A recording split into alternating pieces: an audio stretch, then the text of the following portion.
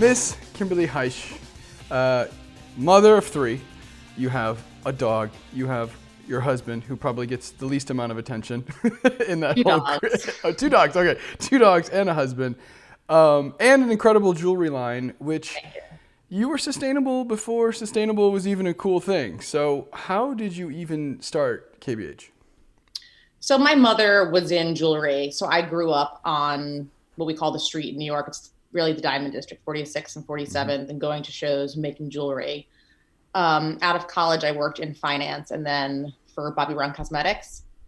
And what I did for Bobbi was that I launched her brand in international markets. So that was kind of my first experience on bringing a brand to life in a market that doesn't know what it is, like soup to nuts in terms of like what needs to be done for marketing. But I also worked with some amazing women that I saw doing all that. They were moms, they all had kids, like Bobbi herself. They all had relationships, but they still were having these careers and starting companies. And I remember when I got there when I was 25, I said the same thing to Bobbi. I'm like, how did you do it? You know, you didn't really see a ton of people. I was amazed. And then I worked for a bit and then I had my kids. So I took a little bit of time off. And I knew I was going to come back and do something. I just didn't know what it was. And about 6 years ago, I was with my mom on the street again. I was actually resetting my engagement ring, which I probably didn't tell my husband. And they brought out lab diamonds. And I immediately said, no, I'm like, I don't want any synthetic diamonds. I want real diamonds. Right. And my mom was like, no, these are real. And I was like, I was like, wait a minute. What do you mean they're real? Why don't I know about them? Why doesn't anybody know about them? And when I started doing the research and understanding that lab grown diamonds are identical, physically, chemically, optically identical to my diamonds without the harm of mining, which is vast, that you can grow them. I didn't understand why people didn't know that that option was out there. And it's clearly gotten better as technology has gotten better, but really the need has come a lot more now. People want to know, even in their jewelry, where it's from, how it's being made, but they weren't necessarily asking that at that point. I remember thinking, kind of the light bulb went off, where I had was a young mom. Well, maybe the kids were young, maybe I wasn't, but You're still young. You're still a young mom. Right? I don't know. I think the doctor was like middle-aged. I was like, oh, two words you never want to hear. Recovery time. Two words you never want to hear together. Right. What did they say? 30 is the new, 40 is the new 30. Anyway, I really paid attention. I think once you become a mother even more, or a father, you really pay attention to what you're feeding your kids, the lotions. You get into this like obsessive thing where everything I was buying was organic, the lotions, the bananas, the apples. And then it filtered down to clothing and to other pieces. And then I realized most of my friends, and myself included, when you were given kind of two options that were identical, if it was a banana, they would go for the organic banana because it was clean, it was a better option, it was better for the world. And that option didn't exist. It was really the only luxury market that didn't have a clean or sustainable option. And it was like, ding, ding. Well, yeah, it's funny. As a chef, I mean, I know, especially people want to know where everything comes from, and they want to know the integrity of the product is there, and they want to know the farmer and this and that and what kind of chemicals. So it completely makes sense that, you know, people are going to be on board with that, with their clothing and being socially responsible when all of that, you know, comes into play. So in the jewelry world there's such a murky, weird, you know, there's all this weird stuff going on. So like, why was it so important to provide that transparency? Well, a big part of it is education, because it's a hard thing to describe. And I think where that murkiness comes with diamonds is that people still feeling like lab diamonds aren't real diamonds. Right. They're graded by IGI, GIA. They're physically, chemically, So well, I'm sure there's a stigma around it, right? A woman doesn't want to, like, she wants to know that this is a diamond and has this history and whatever. And there was definitely like a steep learning curve. And it's kind of a complicated story to tell when you start talking about diamond as carbon. Carbon is an element. You can't have a fake element. It's just like not possible.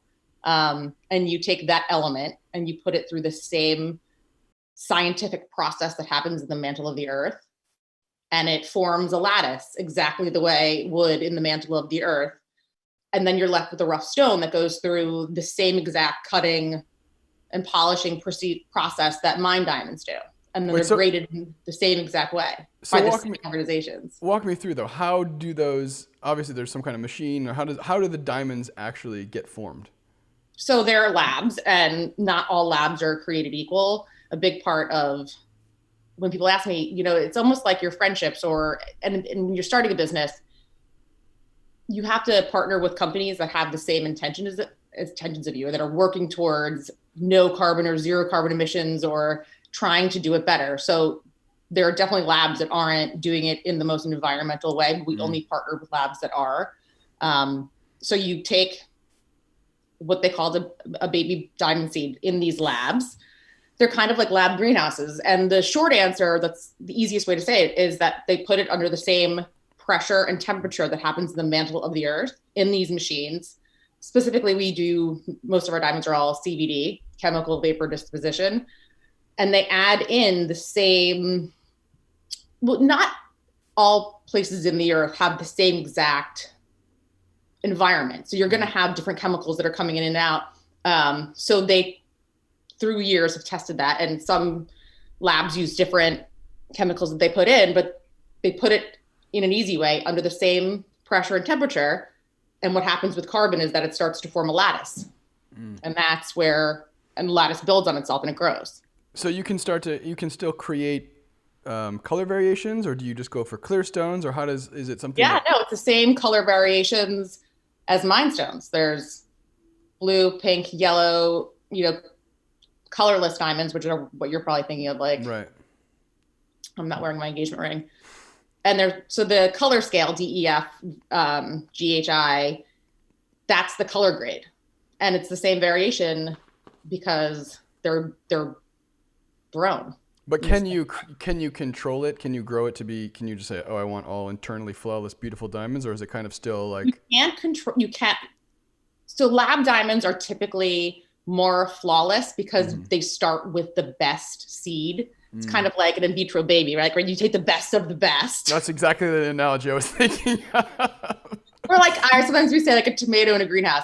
You take like the best of the best of what you have to work with, but then you put it under this scientific process and you get what you get and you don't get upset. That's cool. But then so it's all of the same. That's why they're graded by the same organizations that grade those discrepancies of mine diamonds, the GIA and the IGI. So there is still some magic in it. It's not just like we're just going to be like cranking out an assembly line of perfect stones. Totally. Like there's still like a science which is cool, it leads to the story. Because I think most people, if I think of a synthetic diamond, I'm like, oh, it's probably. Well, that's the thing. It's not synthetic. Or sorry, there are synthetic diamonds. That is good exactly catch. Where people are like, wait a minute, a synthetic diamond is something completely different. It's not. It's not this. It's a completely different. How do they hold their value versus natural stones? Is it something that... Well, I mean, to that answer... I guess they are natural stones. I keep saying that like they're not natural stones, but I just didn't know if they were... The good point of this is that most of the pearls, about 90% of the pearls on the market are cultured, which means they take a mollusk shell and they take a little piece of the pearl and they grow them, but someone is aiding that process. They're not like some people do. Ours are... they're not diving down and finding all these pearls anymore. That's a cultivated pearl. It's kind of the same exact concept. It's like a tomato grown in a greenhouse, except the detriment of mining. I mean, some of our mines, the holes you could see from space. It's like the detriment to the ecosystems and to the people that in most of these environments. Like, we're not saying a diamond formed in the mantle of the earth isn't special, because it is. We are saying, but it's not worth killing everything in like 100-mile radius to get it. And we shouldn't really be mining for more when we have the option now not to. Well, and the local population that's, affected and depending on it and doing all of these things for slave labor. It is funny when you see people who are like, oh, I would never buy diamonds from wherever, and then they have a cell phone in their pocket. And I'm like, you don't realize where half of those materials are mined that's from. The thing too. They're trying to do like link chain, like they're trying to tie the origins, but so many of the mine diamonds on the market have been out for so long that it's really hard to trace. And in terms of the lab diamonds keeping value, it's kind of hard to say because it's not even that they're new. The process has gotten so much better over the last few years and people are more aware of them. So we don't have like a historical reference to say, hey, it's going to be worth X in 20 years because there wasn't really a benchmark to say that. Right. What we do know is that more and more people are buying them. More and more people understand that they're real diamonds, and more people want those instead of mine diamonds. And now that they're graded by the same organizations, I mean, when we started, I think lab diamonds was like not even 1% of the overall diamond market. Wow. And I remember when I was like telling my husband I was going to start this company, he read this like Morgan Stanley research report that said like by 2025, like lab diamonds would have at least half of the market share. He was like, oh, you might be onto something. like, thanks. I love that he didn't want to listen to you. He wanted to hear it from Morgan Stanley. He's like a reports guy. He wants to see what's happening at like behind. Give me some analytics. Give me some projecting. Yeah. I was like, oh, okay, good. So I love it. But not only the stones though. So it's a lot, you hear a lot about the stones, but I was interested when I was reading all about you is that, you use 100% recycled gold, which I don't even know where one gets recycled gold, but that's, so like the whole entire package is completely sustainable, which is, I've never heard of it until now.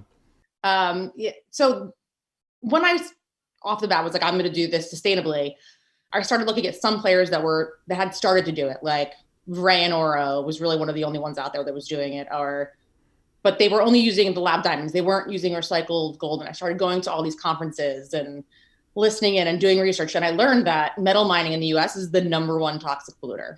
Wow. It's like the sole reason we have mercury pollution. And people don't put the 2 and 2 together.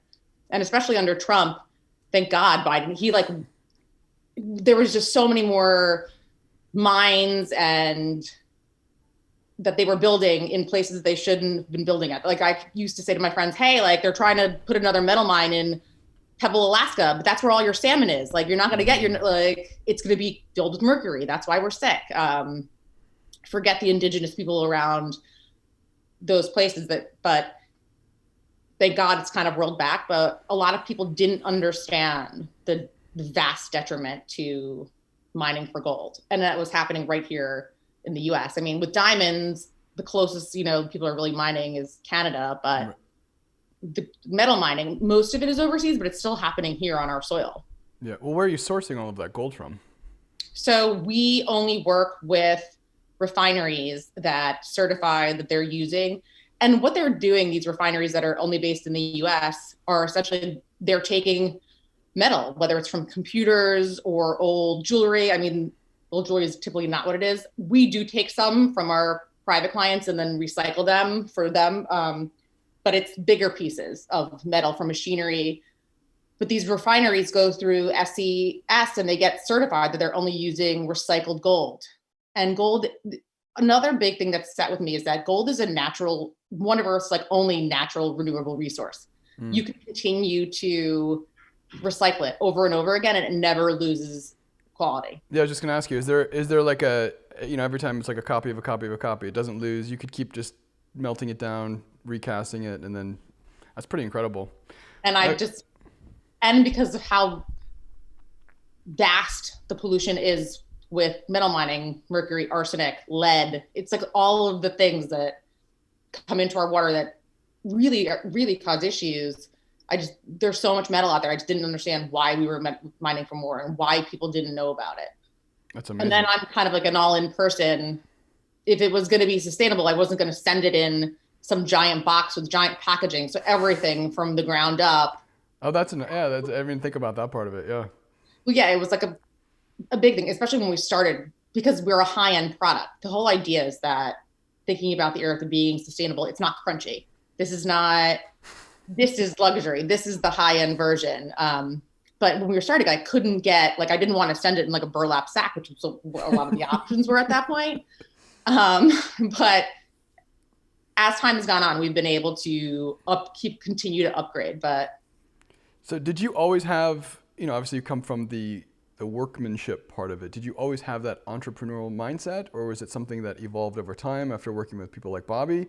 Or is it something that you knew inside of you, it was always something that needed to come out?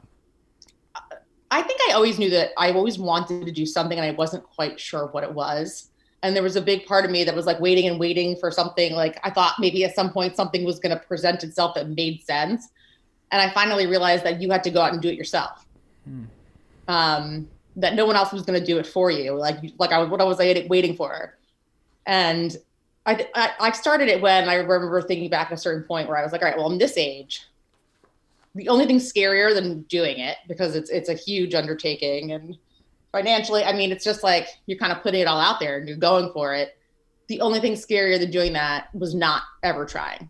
Right. And looking back and going, I wanted to start a jewelry line, and it would have been such a good idea. And then everyone would have been doing it. Well, more people would have probably caught on to that trend. So you were way ahead of the curve on that one.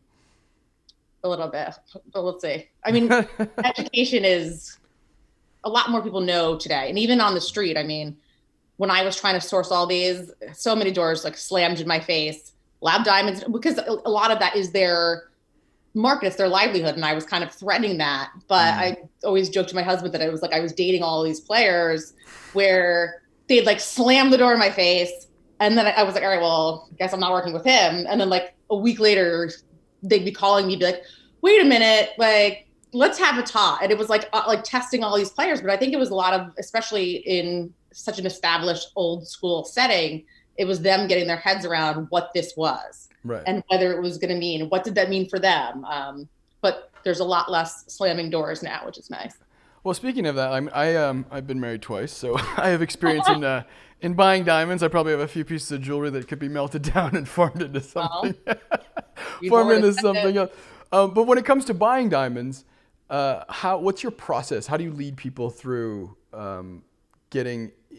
wrapping their head around the new way of diamonds? So I think that most of the people that come to us, well, actually it's split. It's like 50-50.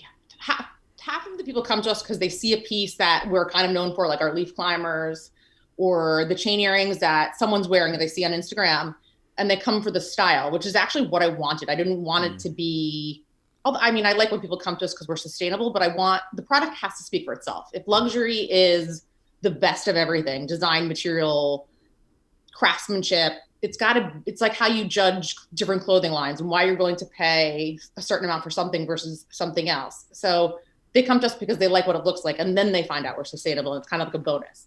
And there's the other half that come to us because they know that we're sustainable. So they're already coming in with that part of the conversation done. So, and because most of our products that we sell are kind of everyday pieces that are already done, they're not like choosing a diamond. We do some custom bridal but those brides know they want a lab stone. It's more difficult and like exactly what they want with that process. Brides usually know exactly what they want, or they think they know what they want.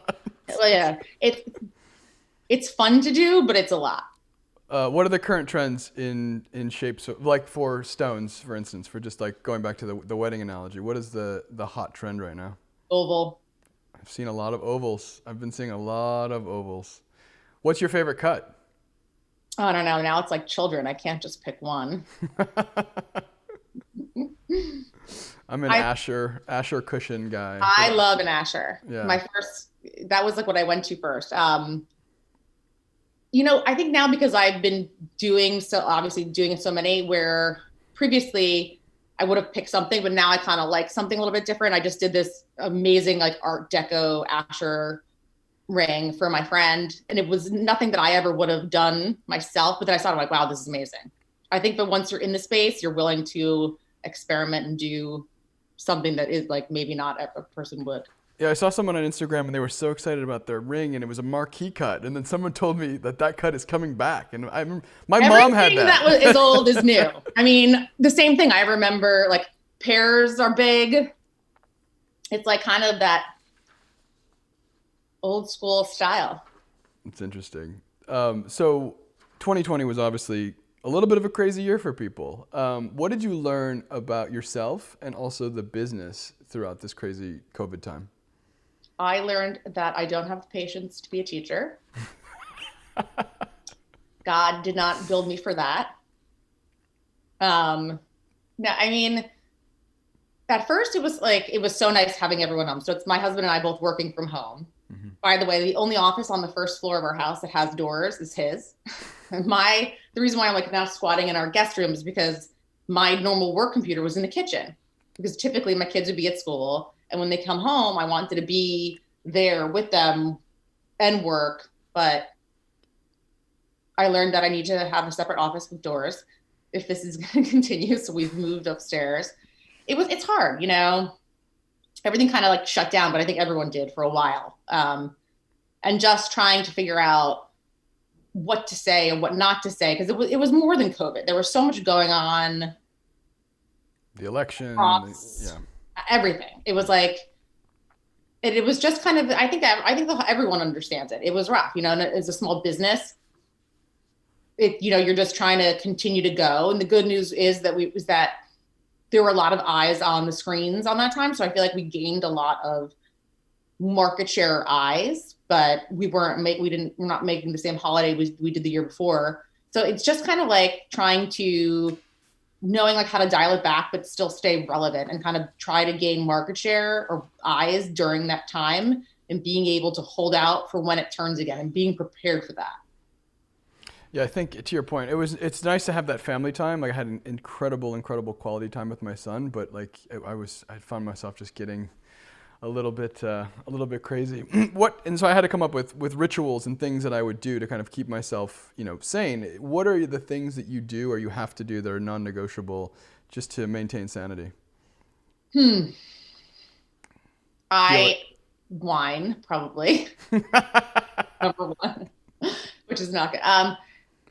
I would say sleep, but I rarely get it. Same. And working out. Like, I feel like even if it's just, I find that also with the kids home, it's so easy not even to take a minute for yourself. It's like everyone's always ready and I haven't even showered type situation. But I think it's also just being grateful that even if, you know, like I tore my ACL, this is not life threatening. Like where we are, we're lucky. And kind of being able to look on that side of it and just kind of, I think, a positive outlook and any time that you can take for yourself. I mean, there's the notion, obviously, especially as a woman in this world, like to have, you know, can you have it all? How do you balance the family? I would say life? That nobody has it all. Yeah. And the best advice that I heard from someone was like, you can have it all, you just can't have it all the time. Or all at the same time. Yeah. And Bobby said that to me too. I remember, you know, even back then I would ask, wow, how are you doing this? Or like that. And it was like, you know, she's like, when you can pick the kids up from school, go and do it. When you make the things, go do it. She's like, but also understand and pick the important things that you have to go to because you know you have to. And I think I've had the open conversations with my kids because clearly as we started to take off, I wasn't able to pick them up from school as much as anymore. I was here, there, and everywhere, but also still working from the kitchen. So I was here. And so they did like, oh, Mama, can you pick us up? And I kind of have that open dialogue and where I always say, you know, if something's really important to me, you need to tell me, I'll tell you what I have planned. Let me know what you want to do. And I think I've been very lucky because the kids are very excited about the business. So they're always like, no, go do that. It's fine. You know, Dad can get us or, you know, so. How old are they? 6, 8, and 10. Oh, that's awesome. My daughter's like, yeah, because I'm going to take over the business one day. Yeah, I was going to say that. You have to have a lot of help. You have to ask for help. You need people that are going to be supportive around you. So the first 2 years, I had a lot of friends that did a lot of carpooling for me. I'm sure. Where do you go to be inspired? Like, where do you go to get inspiration for all these designs? Is it, you know, you live in New York, which is, you know, I think I miss New York. I miss the culture of New York. I miss going to museums and just seeing things and just being around that. I mean, I was inspired every day. Is it something that you know, what's your routine for that? So now we actually live in New Jersey, but okay.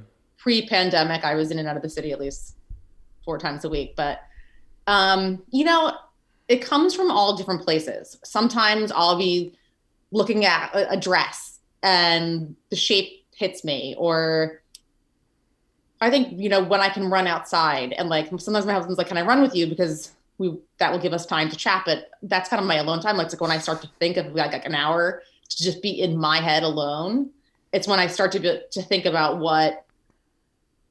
and I think that a lot of the designs I've had in my head for a while, but I wasn't able to make them because it was so hard to at first source all of these materials responsibly and sustainably.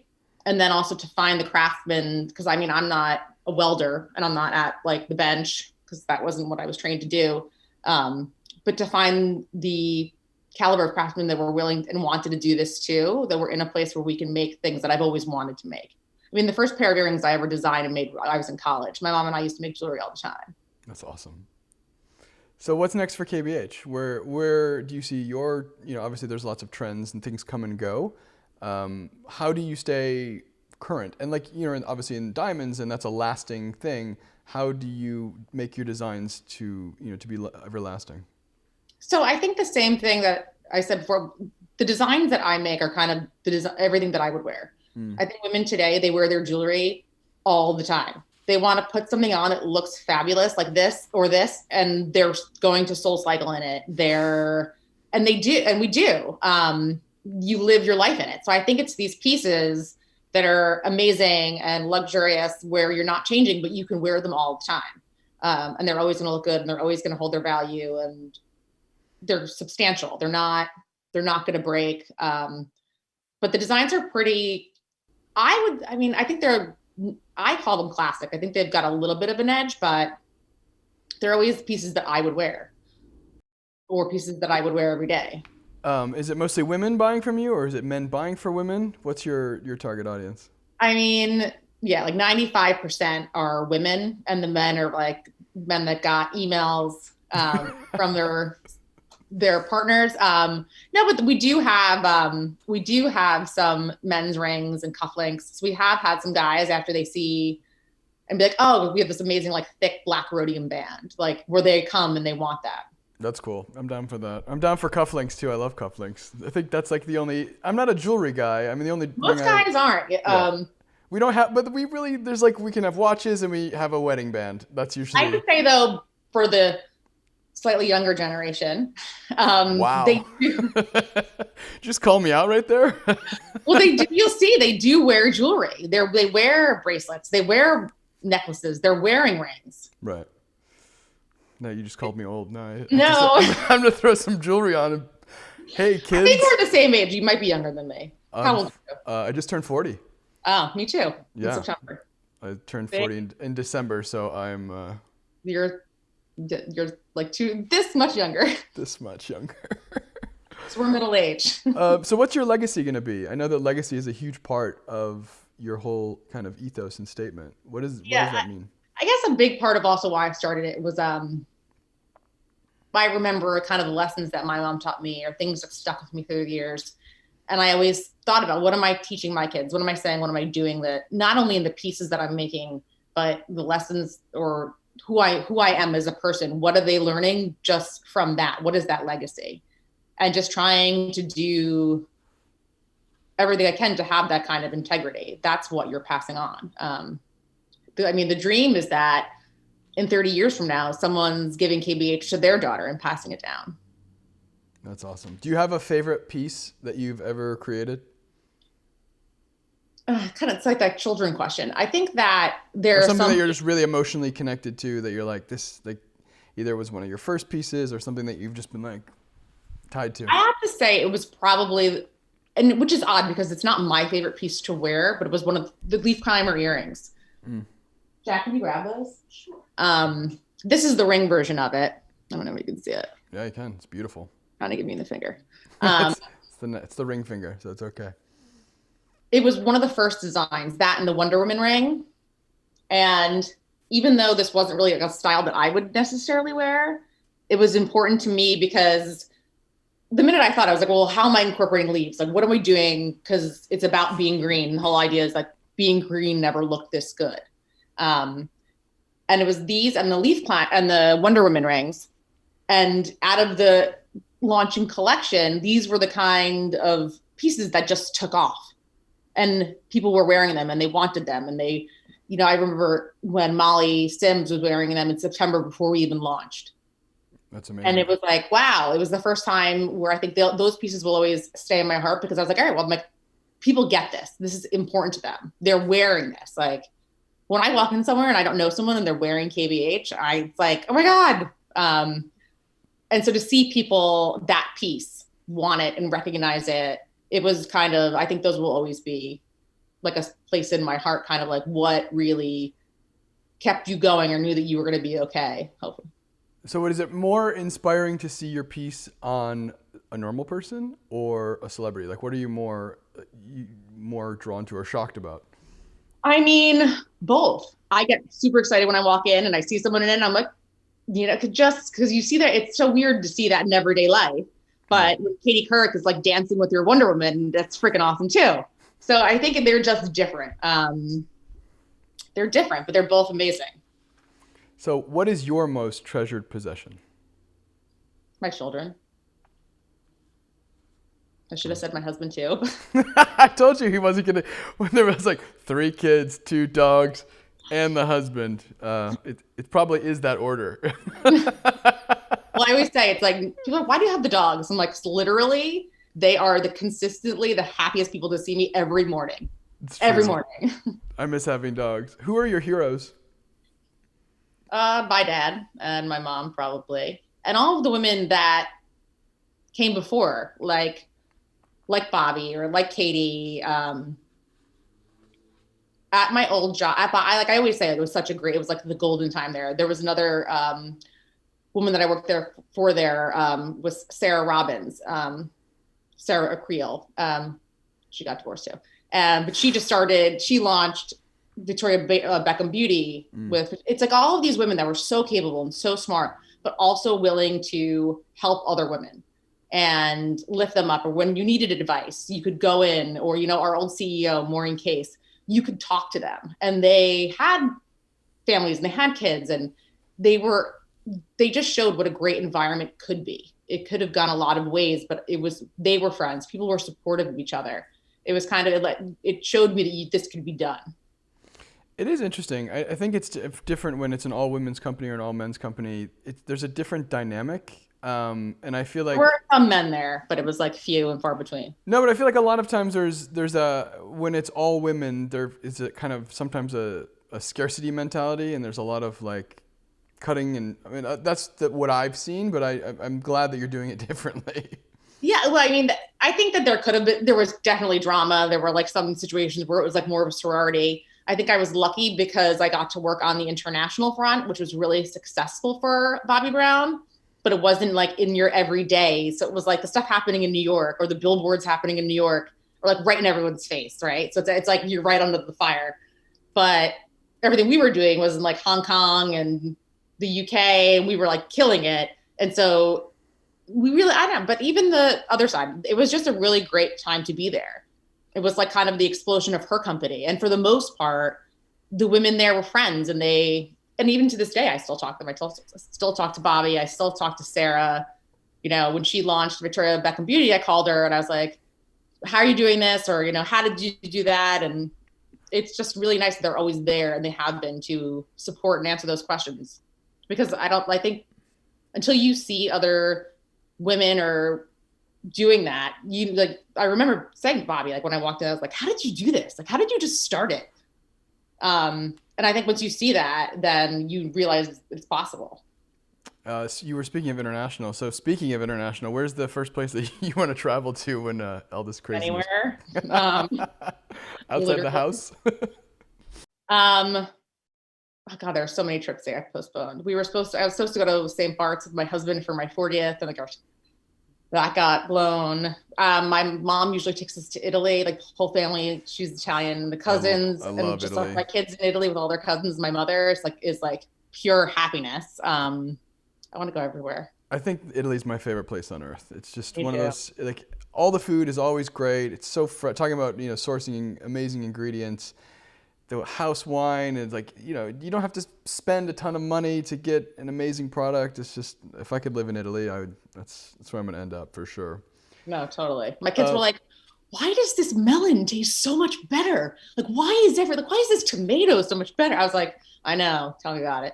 I'm like, because it's because it's in harvest. I'm like, we don't do that in the US. Yeah, you can have, that's the problem, is that Not in season. We don't have have seasons. whatever you want, whenever you want, especially living in California. I'm like, looking out the window going, is it gonna, oh, it's sunny, oh great, and then we're spoiled. We're incredibly spoiled where we can have anything at any time, and nothing is, it's not special anymore. Yeah, but I mean, that's also the detriment of it, because so many of those products then have chemicals, which is why we have so many issues now. They have chemicals, they're traveling thousands of miles. It's just, That's the thing. Like for me, like thinking about food and how that's sourced is exactly in line with your ethos on how to source Yeah, all your it's metals like and your they diamonds. just took it out of the ground and it's like fresh and it was only in season. That's why it tastes amazing. Exactly. So, what would you say is your motto? I don't know. I guess I have a few. I always say it's not about being perfect. It's about just trying to do the best you can. And it's, Maya Angelou said it obviously better than anyone in the world, like she does with everything, do the best you can until you know better. When you know better, do better. Ooh, I love that one. It's a great quote. So, where And can we find all progress about? over perfection. Wait, sorry, did you say it again? I think with starting a business, progress over perfection.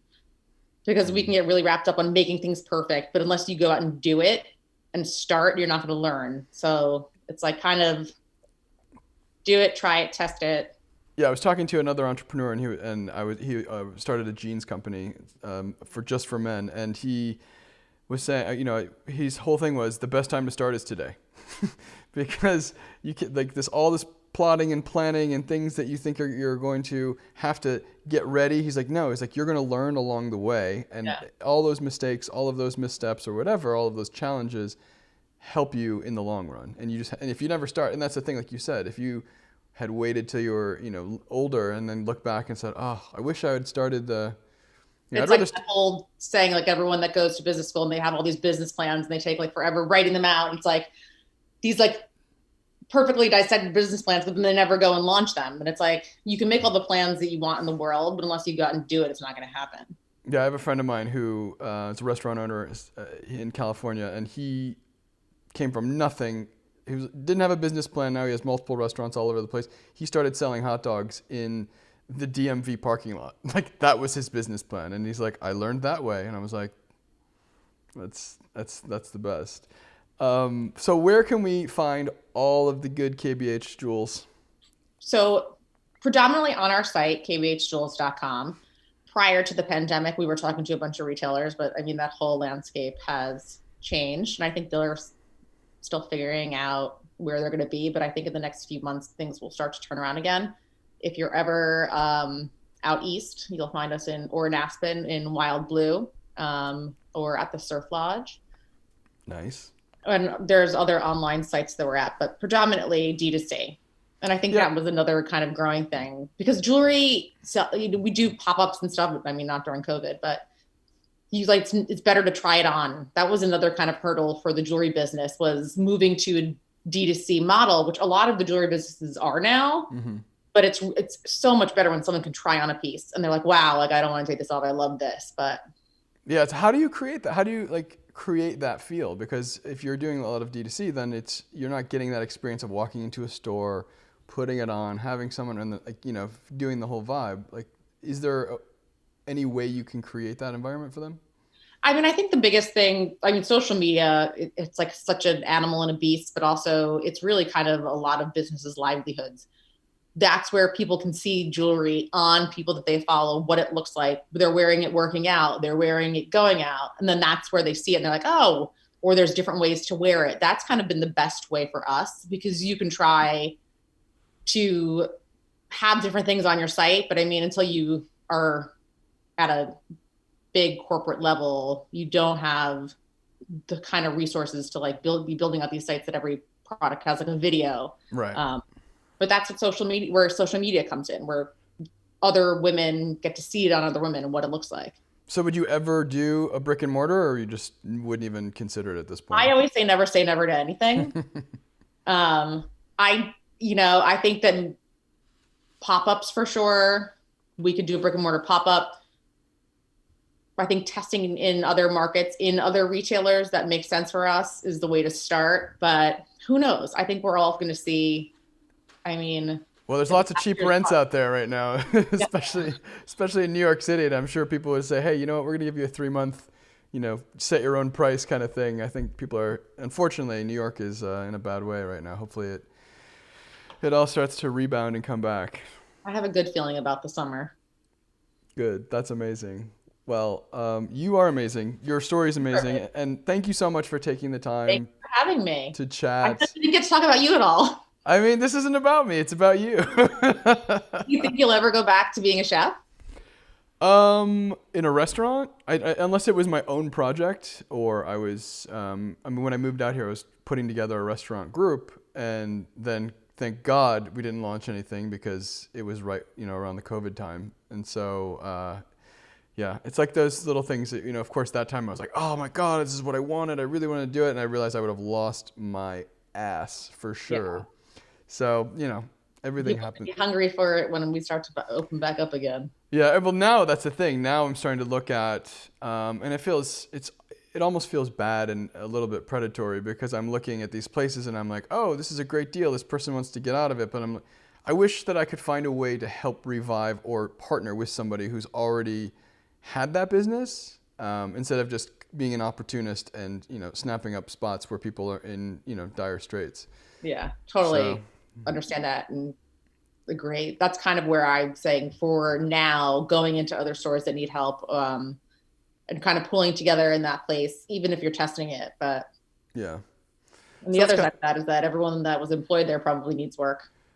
Yeah, well, it's so nice that now they finally just opened up my neighborhood again. So they have, like, I'm walking down the street and I see like all the like cooks in the kitchen and people prepping and things are going on, and it's like, oh, see a child or was it a dog? I'm just happy to see people getting back to work. I think that's the main thing is that people want to be working right now, and that's for me, that gives me an incredible. It's like, what are you going to do first? Everyone's like everything. Yeah, exactly. Well, I can't wait to do everything, but I'm gonna have to dig deeper into the jewelry and find something for me, or maybe send you some jewelry that needs to be melted down and turned into other things. We'll send you some. I'm guessing you don't know what your ring size is. We'll get you something. We'll get you some sustainable jewels. I want to say it's like a 10.5. Does that make sense? Yeah, no, it totally does. I'm impressed that you knew that. I'm like, I've only been married twice. Fuck, I should know these things. God.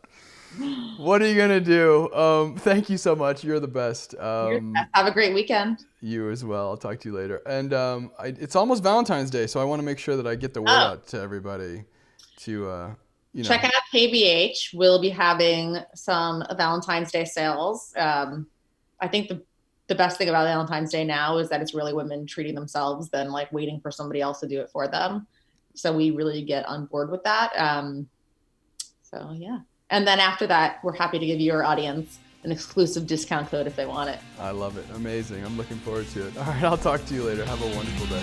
You too.